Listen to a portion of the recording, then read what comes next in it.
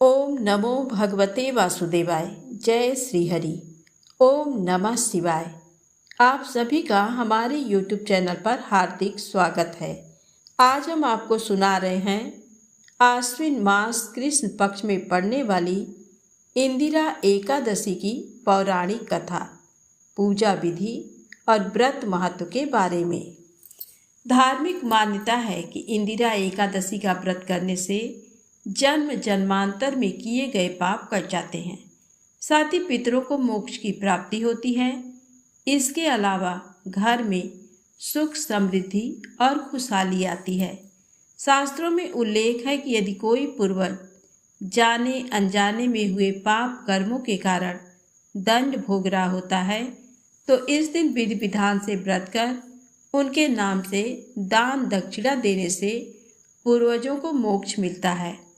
पद्म पुराण में तो ये भी कहा गया है कि श्राद्ध पक्ष में आने वाली इस एकादशी का पुण्य अगर पितृगणों को दिया जाए तो नरक में गए पितृगण भी नरक से मुक्त होकर स्वर्ग चले जाते हैं।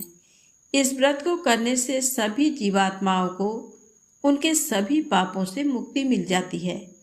इस एकादशी के व्रत से मनुष्य को यमलोक की यातना का सामना नहीं करना पड़ता एवं इस एकादशी का व्रत करने वाले व्यक्ति के 7 पीढ़ियों तक के पितृ तर जाते हैं एवं व्रत करने वाला भी स्वयं मोक्ष प्राप्त करता है। इस दिन सूर्योदय से पूर्व उठकर गंगा जल युक्त पानी से स्नान करें, पीले रंग का वस्त्र धारण करें और सूर्य देव को सर्वप्रथम जल का अर्घ्य दें। इसके पश्चात षोडशोपचार विधि से भगवान विष्णु की पूजा करें। भगवान विष्णु को पीला रंग बेहद प्रिय है, अतः उन्हें पूजा में पीले रंग का फल, फूल और तुलसी अवश्य अर्पित करें। पूजा के समय विष्णु चालीसा का पाठ और मंत्र जाप करें। अंत में आरती कर सुख समृद्धि और धन वृद्धि की कामना करें। दिन भर उपवास रखें। संध्या काल में आरती अर्चना कर फलाहार करें। अगले दिन पूजा पाठ के पश्चात व्रत खोलें।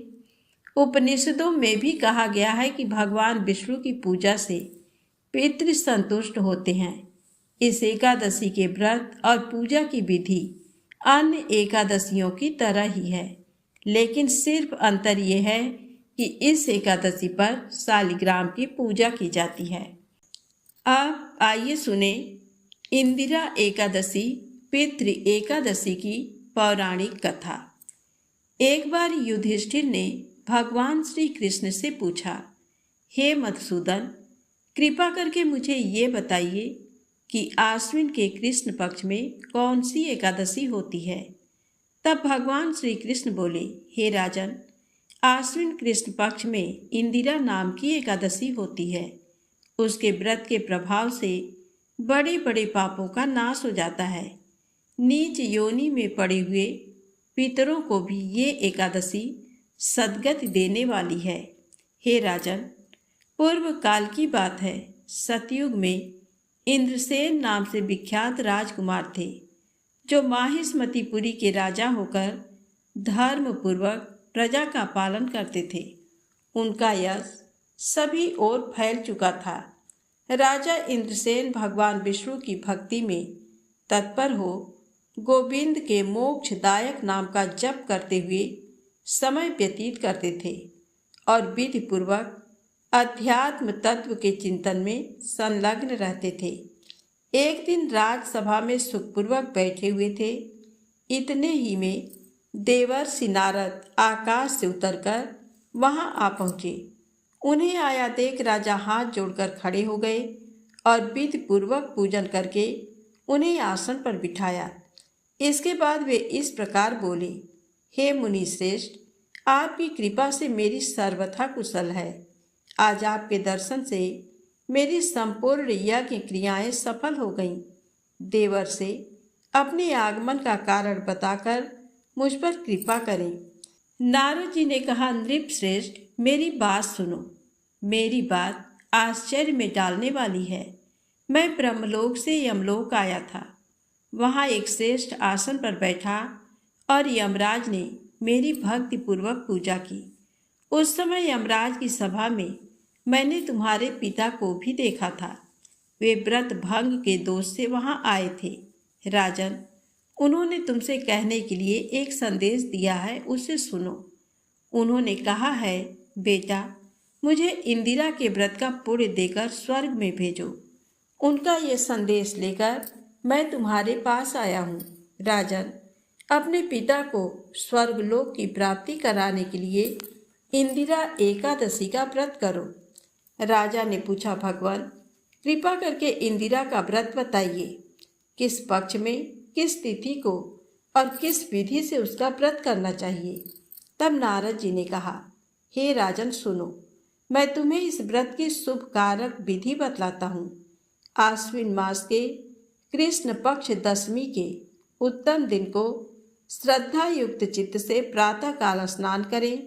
फिर मध्याह्न काल में स्नान करके एकाग्र चित्त हो एक समय भोजन करें तथा रात्रि में भूमि पर सोएं। रात्रि के अंत में निर्मल प्रभात होने पर एकादशी के दिन दातुन करके मुंह धोएं।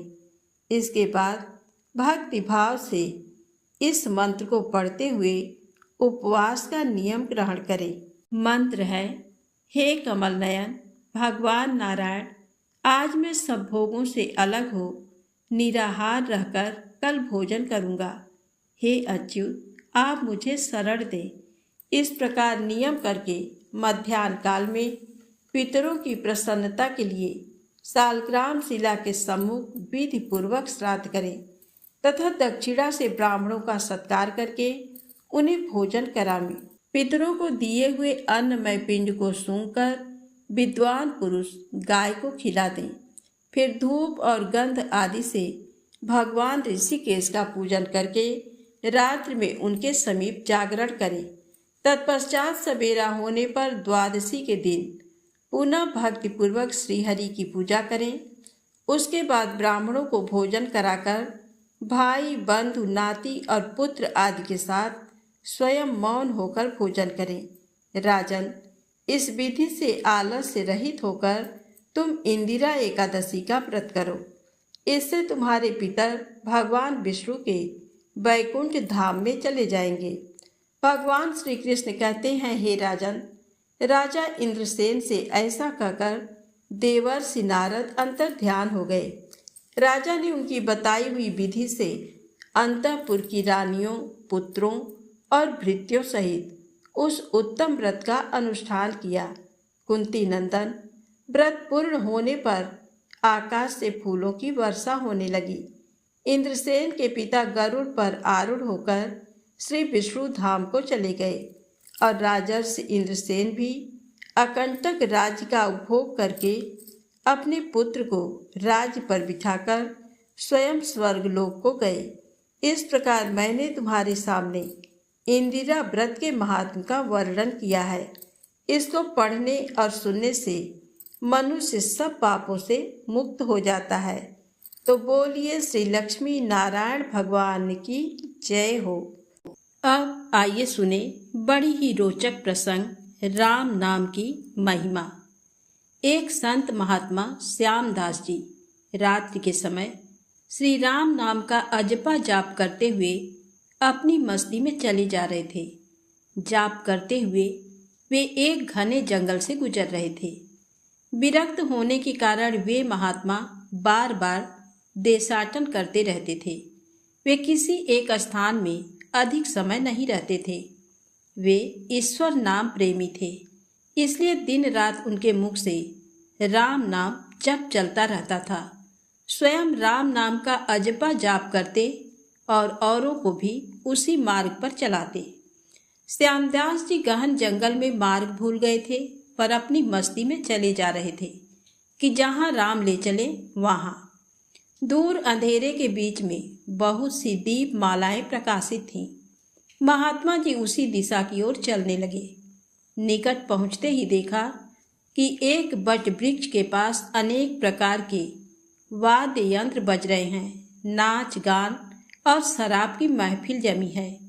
कई स्त्री पुरुष साथ में नाचते, कूदते, हंसते तथा औरों को हंसा रहे हैं। उन्हें महसूस हुआ कि वे मनुष्य नहीं, प्रेत आत्मा है। श्यामदास जी को देखकर एक प्रेत ने उनका हाथ पकड़कर कहा, ओ मनुष्य, हमारे राजा तुझे बुलाते हैं, चल। वे मस्त भाव से राजा के पास गए, जो कि सिंहासन पर बैठा था। वहां राजा के इर्द गिर्द कुछ प्रेत खड़े थे। तब प्रेत राज ने कहा, तुम इस ओर क्यों आए? हमारी मंडली आज मदमस्त हुई है, इस बात का तुमने विचार नहीं किया। तुम्हें मौत का डर नहीं है? तब महात्मा हंसते हुए बोले, मौत का डर? और मुझे? राजन, जिसे जीने का मोह हो उसे मौत का डर होता है। हम साधु लोग तो मौत को आनंद का विषय मानते हैं। ये तो देह परिवर्तन है, जो प्रारब्ध कर्म के बिना किसी से हो नहीं सकता। तब प्रेत ने कहा, तुम जानते हो हम कौन हैं? महात्मा जी ने कहा, मैं अनुमान करता हूं कि आप प्रेतात्मा हो। प्रेत ने कहा, तुम जानते हो लोग समाज में हमारे नाम से कांपते हैं। महात्मा जी ने कहा, प्रेतराज, मुझे मनुष्य में गिनने की गलती मत करना। हम जिंदा दिखते हुए भी जीने की इच्छा से रहित मृत तुल्य हैं। यदि जिंदा मानो तो भी आप हमें मार नहीं सकते। जीवन मरण कर्म के अधीन है। मैं एक प्रश्न पूछ सकता हूँ? महात्मा की निर्भयता देखकर प्रेतों के राजा को आश्चर्य हुआ कि प्रेत का नाम सुनते ही मर जाने वाले मनुष्यों में एक इतनी निर्भयता से बात कर रहा है। सचमुच ऐसे मनुष्य से बात करने में कोई हर्ज नहीं। प्रेत ने कहा, पूछो क्या प्रश्न है? तब महात्मा जी ने कहा, प्रेतराज, आप यहाँ आनंद उत्सव क्यों मना रहे हो? तब प्रेत ने कहा, मेरी इकलौती कन्या योग्य पति न मिलने के कारण अब तक कुंवारी है, लेकिन अब योग्य जमाई मिलने की संभावना है। कल उसकी शादी है, इसीलिए ये उत्सव मनाया जा रहा है। महात्मा हंसते हुए बोले, तुम्हारा जमाई कहाँ है? मैं उसे देखना चाहता हूँ। प्रेत ने कहा, जीने की इच्छा के मोह के त्याग करने वाले महात्मा, अभी तो वह हमारे पद यानी प्रेत योनि को प्राप्त नहीं हुआ है। वह इस जंगल के किनारे एक गांव के श्रीमंत धनवान का पुत्र है। महादुराचारी होने के कारण वह इस वक्त भयानक रोग से पीड़ित है। कल संध्या के पहले उसकी मौत होगी, फिर उसकी शादी मेरी कन्या से होगी।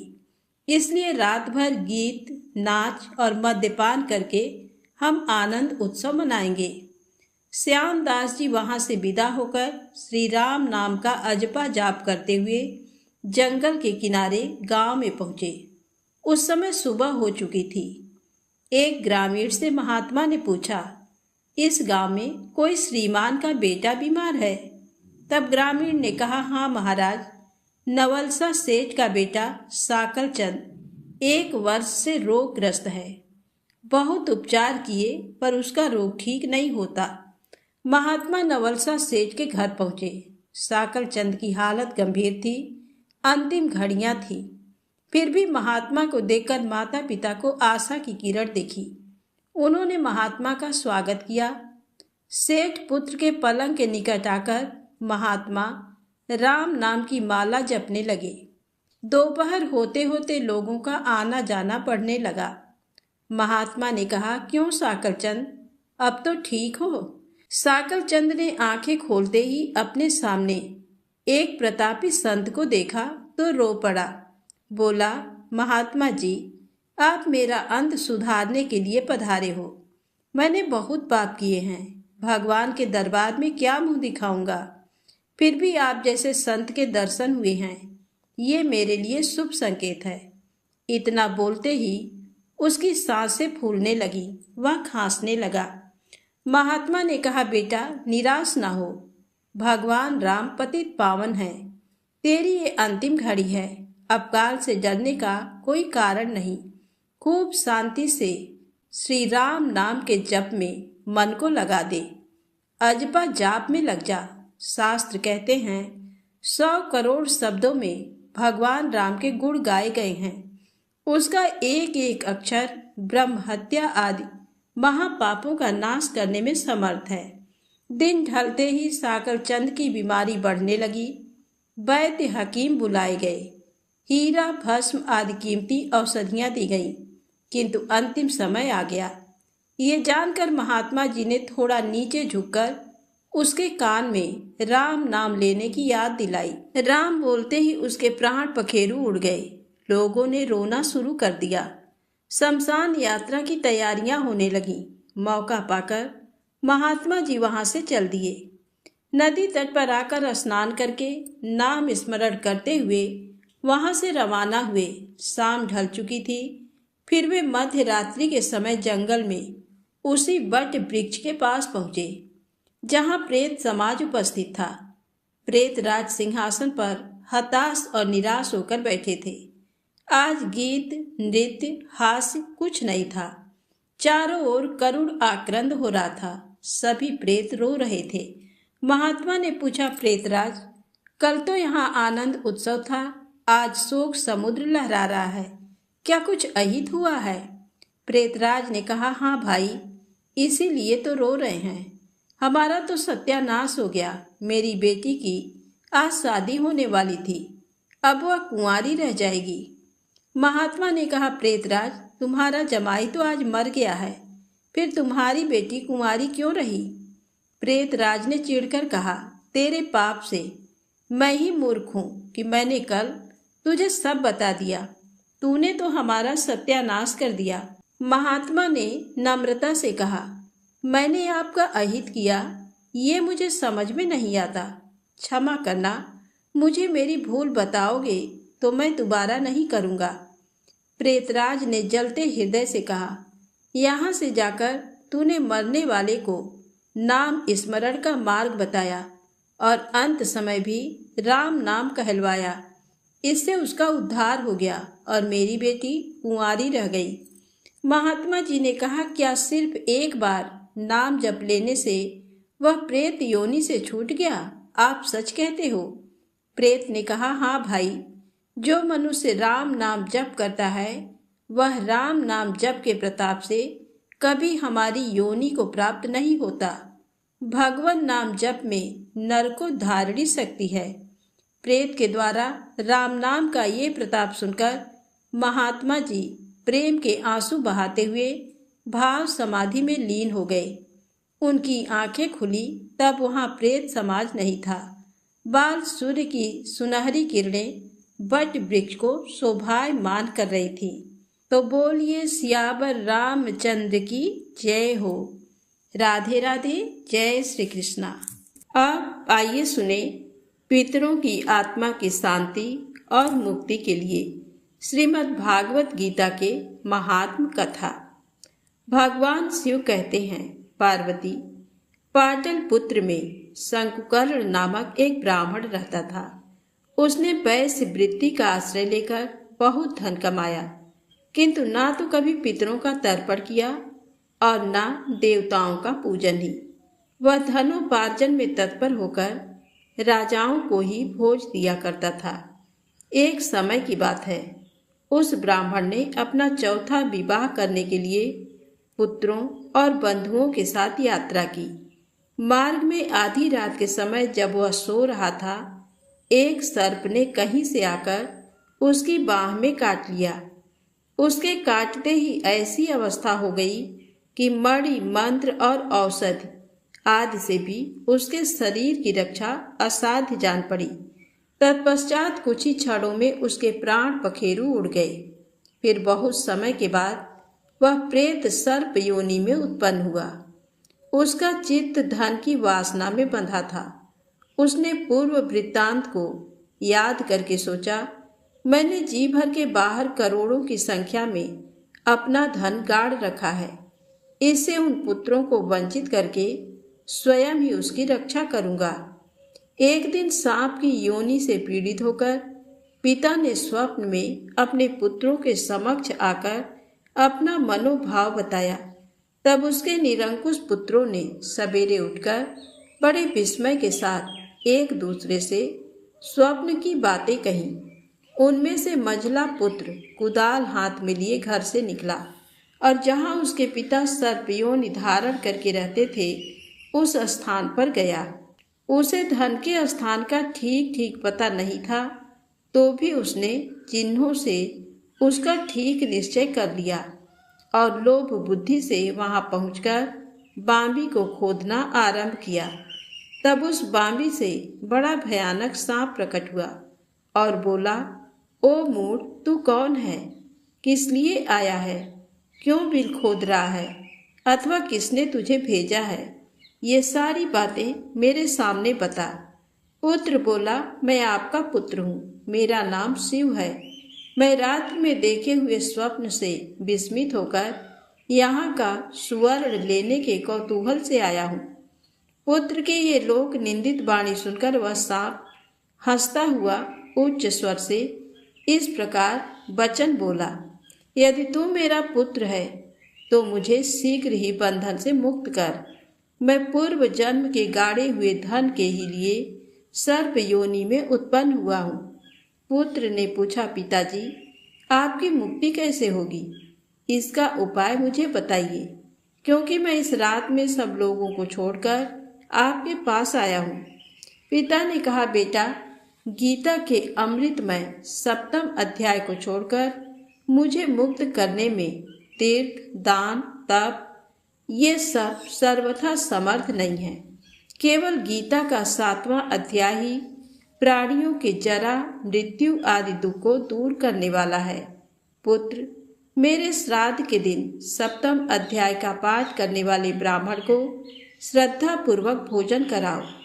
इससे निस्संदेह मेरी मुक्ति हो जाएगी।